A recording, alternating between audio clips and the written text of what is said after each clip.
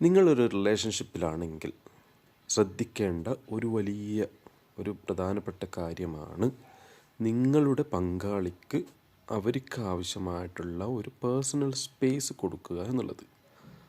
Possessiveness എന്ന പേരും പറഞ്ഞ് നിങ്ങളുടെ പങ്കാളിയുടെ എല്ലാ കാര്യങ്ങളിലും തലയിടുകയും ആ കാര്യങ്ങൾ ഓർത്ത് വിഷമിക്കുകയും ടെൻഷൻ അടിക്കുകയും പങ്കാളിയെ കൂടി ടെൻഷൻ അടിപ്പിക്കുകയും ചെയ്യുന്നത് നിങ്ങളുടെ റിലേഷൻഷിപ്പിനെ ബാധിക്കുന്ന ഒരു കാര്യമാണ്.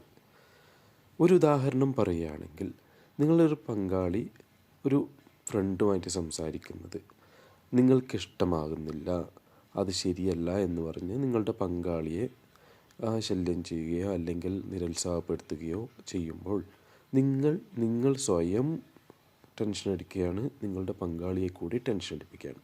അപ്പോൾ അങ്ങനെയുള്ള കാര്യങ്ങൾ നിങ്ങൾ ശ്രദ്ധിച്ചു കഴിഞ്ഞാൽ നിങ്ങളുടെ റിലേഷൻഷിപ്പ് നല്ല രീതിയിൽ മുമ്പോട്ട് പോകാനുള്ള എല്ലാ പോസിബിലിറ്റീസും ഉണ്ട്.